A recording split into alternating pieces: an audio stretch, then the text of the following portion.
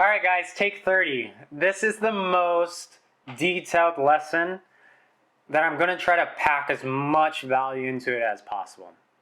Value meaning not just the fundamentals that are going to be the basics of this lesson, all the experience and skills that I have learned over the industry of mistakes I've made, and breaking them down as quickly as possible to you so I can pack it in 30 minutes or less. I'm not shorting you on anything. The main goal here is the fundamentals of how to value a property so that we can minus its debt to find the equity in the property. And not only to find the current equity in the property, but its futures equity in the property if we're going to do any kind of changes to the property. So, how are we doing this? How are we doing this is from data. Data has collected over enough years that we've collected out throughout the entire nation, not just your market. We're playing a real estate game, not a community game, if that makes sense. So stick with me here. I'm going to keep things more on the general side. I can't go into one market and go through one property.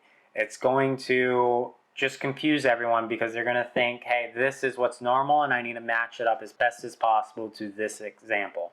This example is not going to work for everyone because every market's different. So the United States Appraisal Practice Board has a hierarchy of rules. These rules are the filters we want to filter properties for to value them as similar to our property. It may seem simple to say, hey, I'm just looking for a similar property and I just need to match up the details, but it becomes much harder when those details aren't there to match up. If I got 300 plus square footage on a property and I got no other property that's got that square footage, what do? Well, you're going to have to get stuck with that property. But what does that mean for all the other properties I'm looking at? Can I now move all those up to 300 and now look at every other 300 plus square foot property? No. You want to take these 7 rules and use them in this hierarchy standard. This hierarchy standard means that, hey, if I can't find rule 1, I want to broaden my lower value rules first to make sure I'm still sticking with my rule 1. If I can't find rule 3, I want to broaden rule 5, 6, 7 first before I broaden my scope to find a comparable property of that rule. Now I suggest plugging these rules and filters into your search beforehand as a perfect match and then start narrowing things down. There's going to be 2 situations you have. 1, you have way too many properties to search through. 2, you don't have enough properties to search through. You got only 1 property or 0 properties showing up when you put these filters in. So these filters are already standardized in the system, in the market, in the game. This is why software is best to use because it gives us instant one access. And I don't mean Zillow and Redfin. You can use those, yet they're going to be much slower. Why are they much slower? Because they're not tailored to looking up a property's value. They want you to rely on their Zestimate or their value that automatically does this software for you. The issue though is those softwares, as everyone knows not to take a Zestimate number, are faulty because it's taking averages of an AI system that's pulling data that doesn't filter it. It filters it through its prescribed filters, yet it doesn't have a human eye saying yes or no because it doesn't have a human's eye opinion because this market is a human-based opinion valued market. We can say it's a standardized asset physical thing, but there's a lot of abstract value to things that an AI system can't find. So even though we have this software, it's just a tool to help us speed things up. It's not what's going to actually give us the value. We give it the value. So looking at this software, we're just going to sort through the data. This data is only going to get sorted through these hierarchies of rules. So here's a few different examples. PropStream. PropStream is a $99 a month subscription. I'll give you guys an affiliate link. We'll give you a discount. Any kind of revenue that they try to throw back at us, we'll just, again, roll it back over to you guys, give you guys more discounts. So the more people that sign up for this, the more discount everyone gets. This software is investor tailored. It gives you every capability and tool that you could possibly use, including marketing. it has it where you select all your properties, it instantly skip traces and finds its addresses, contact informations, and instantly sends out your letters, your postcards, all that stuff for you. This is not needed. This is if you want to speed up things and have the fanciest tools to your capabilities. If you want something a next step level down, PropWire is a free version. You don't need a credit card. They do have subscriptions on it. Yet there's a free version you can use, which is simple Zillow interface filtering. These two platforms and every other software out there, do not trust them. They are pulling public records and data from public record sites, not just any site, to give you this information, but sometimes for some reasons they don't line up. They're either outdated or just plain out wrong because someone in some industry of this game messed up their job. And I have gotten hit with that before. And you would think some of the other industries would, catch it or have your back. No, I am telling you, if you're going to play this game, it is a single individual game just like life. No matter who you're going to be paying, title, real estate agents, consultants, mentors, coaches, contractors, homeowners, I don't care. This game is based on you. It's your responsibility no matter what you do and what action. If you're relying on someone that you're paying them for a service, guess what? It's still your responsibility. You're the one that hired them. As I digress, because I hate real estate agents, attorneys, appraisers that have state regulated license not taking accountability for their duties and responsibilities. And me being just a peaceful man, I normally take the bite and take the bullet for everything anyways and try to just give minimum pushback. When I get passionate about something, the Aries in me comes out and good luck. I hope you're not on the other end.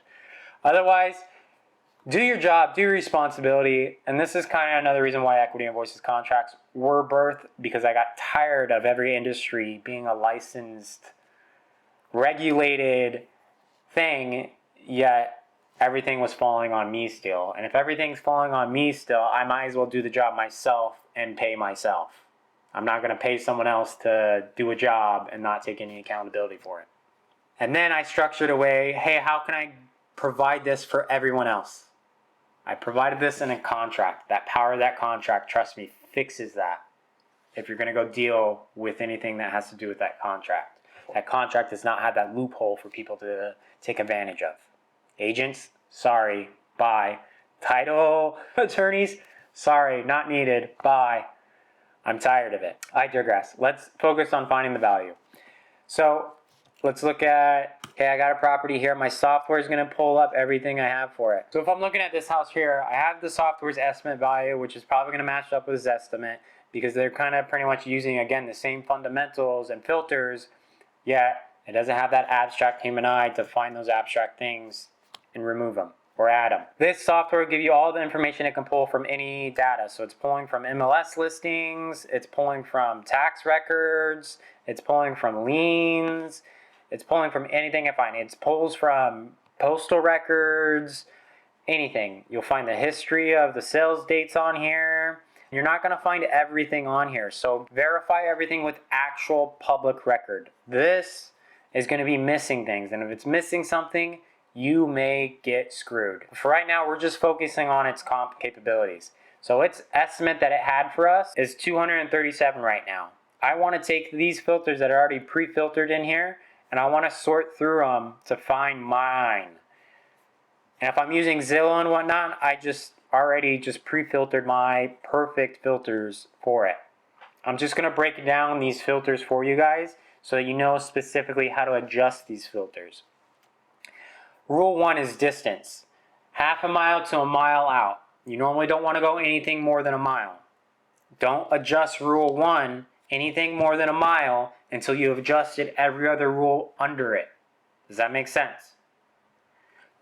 And if you want to keep it as perfect as possible, start with its subdivision.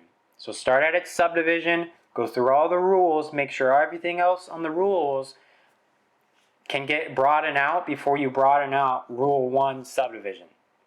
And if we can't find it in the subdivision, then we go half a mile. Hey, make sure I change all my other rules first to see if I can have a big enough or small enough data set for this. And then I start going down it. If I don't have anything, I broaden it out. All right, a mile out. Change all your other rules, hierarchy underneath it first. Broaden those out first.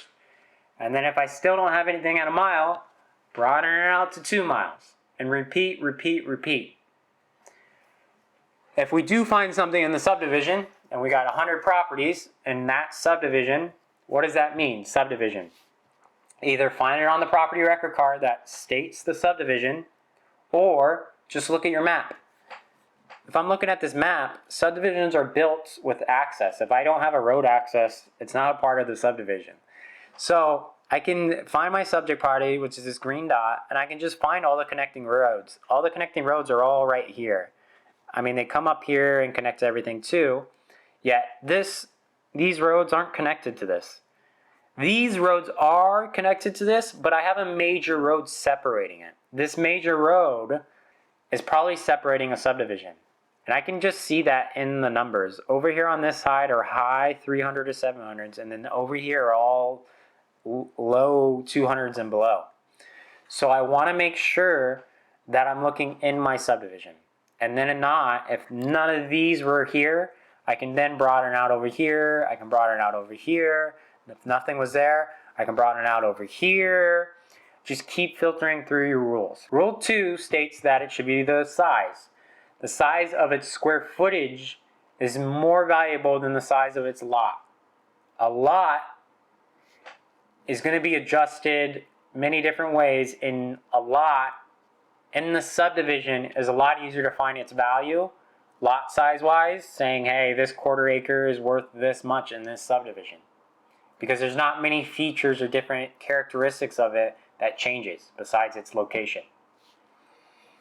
But again, if we're looking in the same location, then we know every lot in that location is the same because it matches all our other rules. A thing to note on this square footage besides the lot size is the basement and any other additional structures. We only count above ground footage as livable square footage. And that above ground, we only include insulated, air conditioned, livable square footage. Meaning that it needs to be air conditioned inside the insulated envelope of the house. Now this gets a little bit different depending on the market you're in. If you're in Hawaii, that doesn't actually use HVACs. They just open their window and it's perfect weather year round. It's a different rule and a different struggle for them. And there's different sets of things they need to look at. They know, hey, this air condition rule doesn't work with us. We don't use air conditionings here. Our livable square footage is above ground. This plays into effect in states like Colorado where there's a lot of basements, or north where there's a lot of basements. We don't include the basements because a lot of the older houses didn't have basement technology. We didn't have the waterproofing materials to build a basement. So we keep it generically to just above ground square footage. I wish they didn't. I wish they just include every heated square footage. But this is what they use because for some reason, we don't care about the upper half of the nation. So for rule 3, we look at the style. And this is where it gets into that abstract kind of vision of the property. Not only is there an actual standard value based on the construction material of the property, brick compared to wood, tile compared to vinyl, all this is easy to compare. I say easy, but you still have issues with appraisers doing this. The design is the abstract portion. If I have an open layout house compared to, I don't know, an older house that's very 7-foot ceiling height instead of 10-foot ceiling height, if I got a small yard compared to a big yard, if I got a pool and no pool, if I got a trampoline and no trampoline, these different features play into effect whether it's a similar property or not. So take into account of these, and the only way to take account of these is opening up pictures and looking at them. So I would have to actually go into these properties and select them to go look at the pictures on that property. And then from the pictures, I can get a sense of it. If I can't find pictures, guess what? I have to go look at the property. I have to send someone out there to go get pictures, or I have to go look at it myself. Rule 4, we want to look at the age. The age is going to give us a similar build, design, and structure. This isn't going to be possible every time. It is possible in subdivisions that get built very quickly and everything gets built within a 10-year span, and it makes it very cookie cutter simplistic to say, hey, that's a comparable house. What makes it not comparable though? This is what makes it not comparable. The construction aspect of it. The construction is what you really want to take into account of the age. Now, the stupidity of the game is that the older homes are worse than newer homes because it's older. It's aged a lot more, it's deteriorated a lot more. Newer homes are newer, it's brand new, it's better. This is false. This is incorrect, and I wish this trend would stop. I wish we got back to the truth of old homes have good bones. That is fact. It is not a myth. And here's the history of it. Around 1930, 1940, we had already cut down most of our forests. And unless we were going to go take over another country to go reap their forest, we needed to do something. We had already replanted the forest, yet it wasn't growing fast enough for the production that we wanted. We were bringing all these immigrants from around the world to our land, yet we couldn't build them homes to stay in. This was an issue. The solution for the issue was genetically modifying the wood or changing the wood that we were using for residential homes. Before the original forests were cut down and stripped of its good wood, those forests got to naturally grow. That natural growth, if you look at the end butt of a piece of wood, its lines, the year spans of its growth are very, very short and packed in there. That packness and density of its growing very slowly throughout the years gave it its strength and durability. You can go ask any engineer this. Now, we get into after we have these new plants, these new trees that we not scientifically genetically modified at the time, but environmentally modified at the time. And we did such a long period of a time that it changed the history of that plant, that wood, that tree. Now, if you look at the tree lines on that wood, they're very spread out, meaning there's not much density within that wood. And if there's not much density inside that wood, there's not much strength in it. You can go ask it again, any engineer this.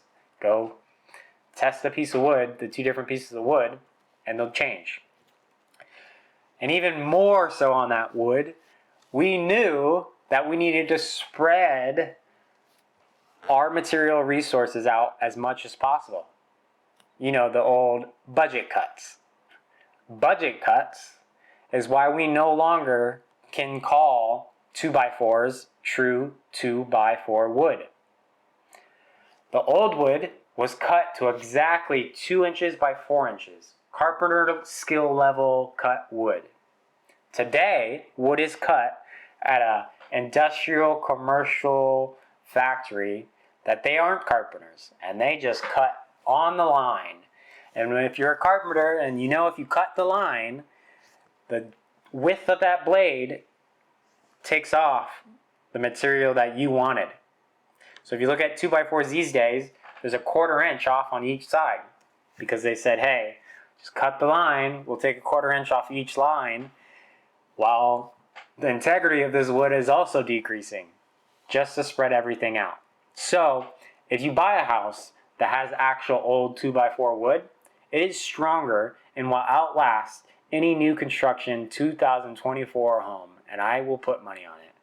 Again, if it was built correctly and the exterior modifications and everything have been upkept, the interior bones of that house will outlast a new construction home. There's many factors on this that would play into effect that would be false, yet the foundation of that house is much stronger and much better than new construction.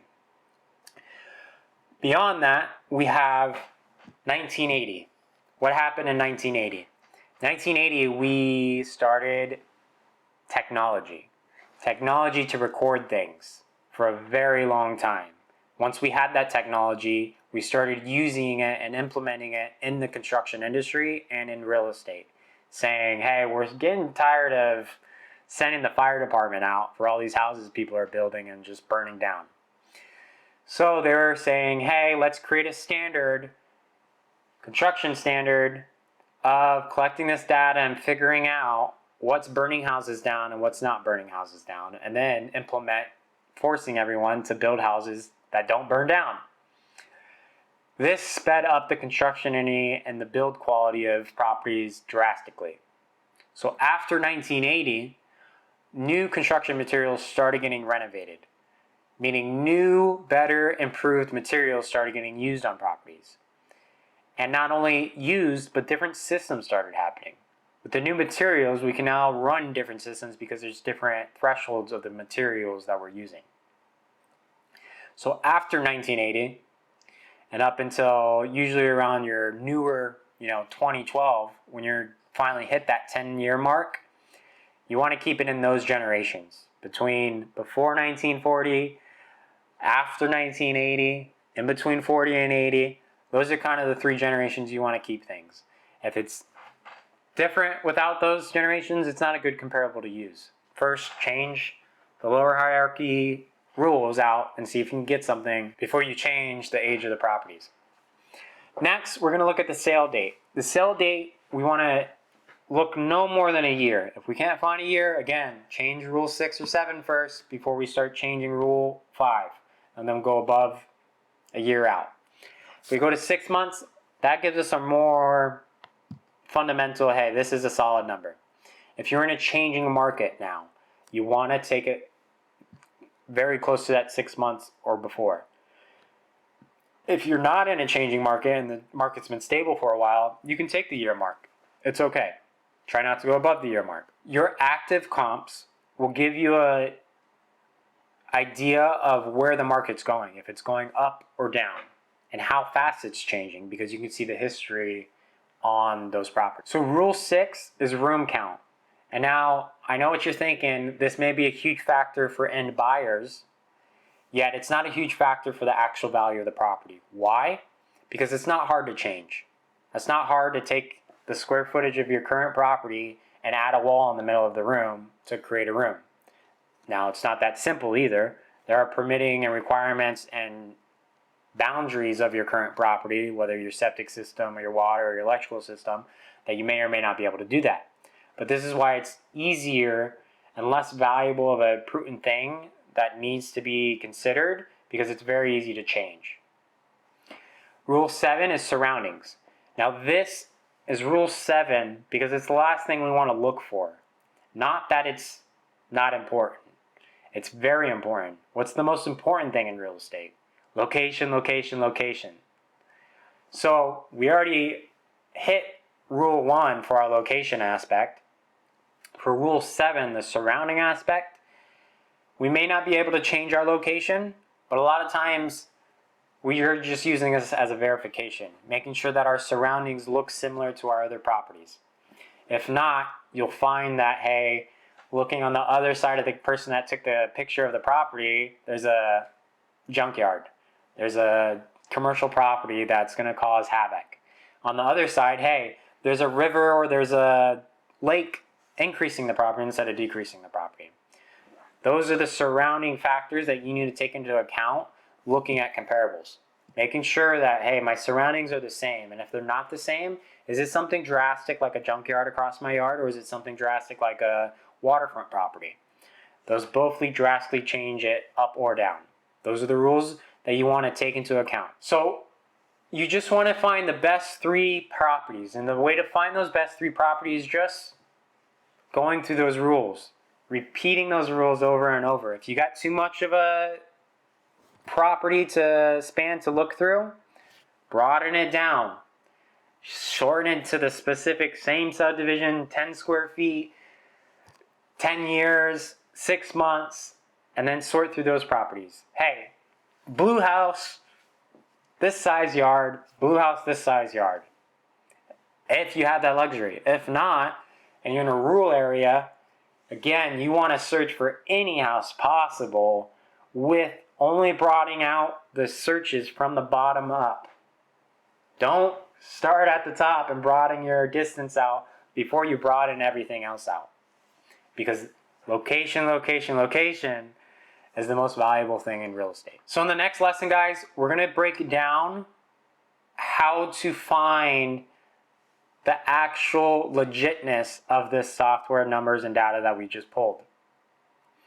To do that, we have to go through the public records. Right now, for our debt situation, we can use software to give us a general idea. This will pull up whatever it can find. It's not able to find everything. And this is why we have title insurance. Because title insurance is saying, hey, I am insuring you that I have searched every possible corner that I know of to search to provide you with the information saying, hey, this is the rights and the title attached to this deed. If I can't find that, or they can't find that, that's what the insurance covers. And it covers any kind of mishap that happens in there. Because sometimes there's pocket deeds or pocket deals that get done that don't get recorded. And if it's not recorded, a title agency or someone or investor or homeowner searching the public records aren't going to find it because it was never recorded. Doesn't mean it's not a legitimate document. It doesn't have to be recorded to be a legitimate document.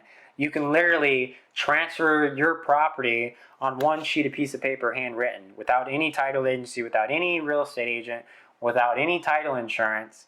All those industries and services just leached on to this transaction to provide these two parties with the best situation of a completed transaction. You can still do this all alone by yourself and be with someone else.